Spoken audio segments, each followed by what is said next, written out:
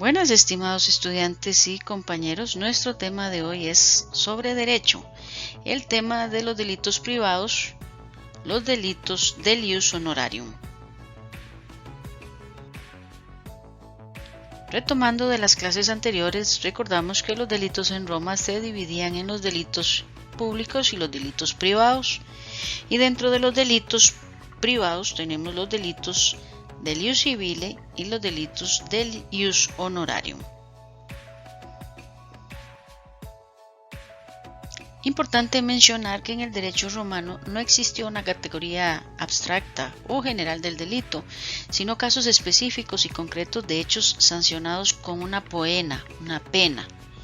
Dentro de los delitos privados tenemos las dos categorías mencionadas previamente, el ius civile o del derecho civil y las del ius honorarium o derecho honorario.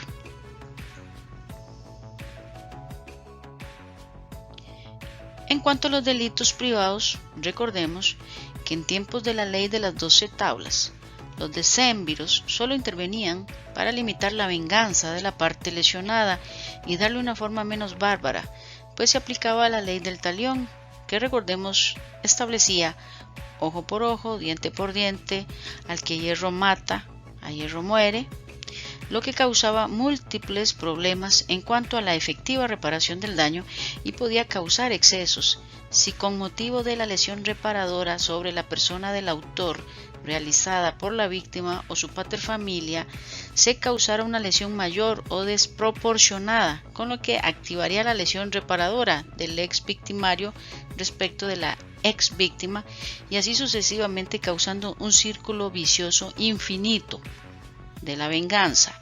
Los delitos privados en Roma debían de cumplir algunas de las características que vamos a explicar de seguido.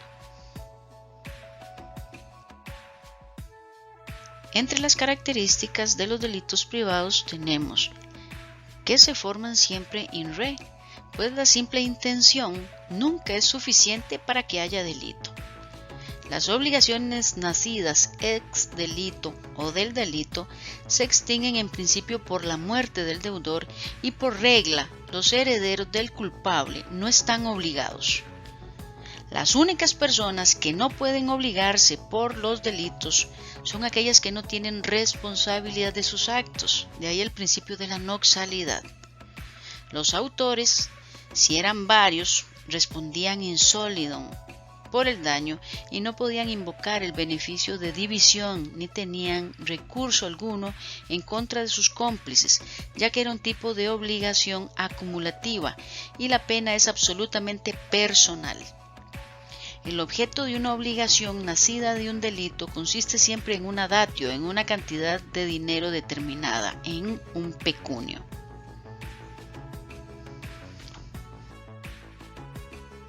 Con la actividad de los pretores en Roma se creó un número de acciones encaminadas a reprimir y sancionar conductas que no estaban tipificadas por el derecho civil o ius civile.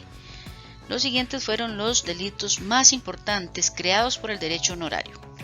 El metus, que se presentaba cuando una persona amenazaba a otra con sufrir un perjuicio grave, actual o inminente, con el fin de obligarle a actuar de una determinada manera. Con esto se crea la actio quod metus causa.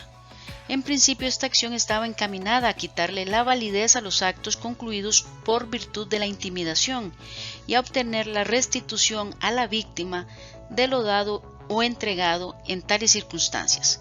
Si esto no se lograba, el pretor daba la acción penal en virtud de la cual el demandado era sancionado por pagar al demandante el cuádruple del valor de la prestación o de la cosa objeto del negocio, si la acción se intentaba dentro del primer año, y por el simple o el valor simple en adelante, o sea, después de un año. Los negocios celebrados en virtud de la amenaza podían rescindirse mediante la restitutio in integrum, o se podía evitar su ejecución a través de la exceptio metus.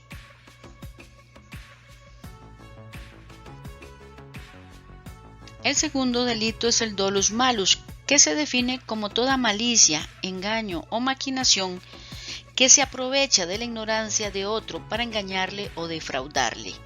el pretor crea el actio de dolo por el valor del daño sufrido para retribuir a la víctima.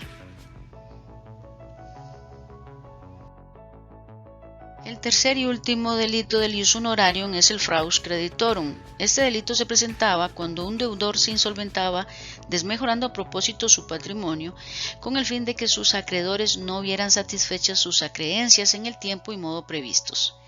El origen de las medidas adoptadas para combatir esta práctica es un poco oscuro y se indica que en el edicto de Adriano se contemplaron dos preceptos para combatir esta conducta.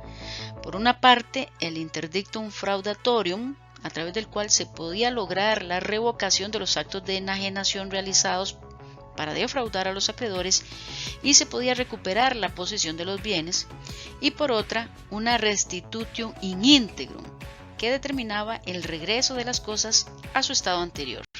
Sobre esta última no existe un consenso en la doctrina sobre su naturaleza exacta y la época en que fueron aplicadas. Hasta aquí hemos mencionado que los delitos privados en Roma eran aquellos actos ilícitos que lesionaban a un particular, su familia o su patrimonio, y cuando se presentaba un delito privado, el afectado podía iniciar una acción penal que tenía como propósito que el juez condenara al autor del hecho a que le pagara una cantidad de dinero, una datio, a manera de castigo, es decir, una poena, que beneficiaba directamente al sujeto pasivo del ilícito. Y que dentro de los delitos privados tenemos los delitos del ius civile y del ius honorarium. Y hasta aquí nuestro tema sobre los delitos del ius honorarium. Sé que les va a ser de muchísima utilidad. Les espero en el siguiente video.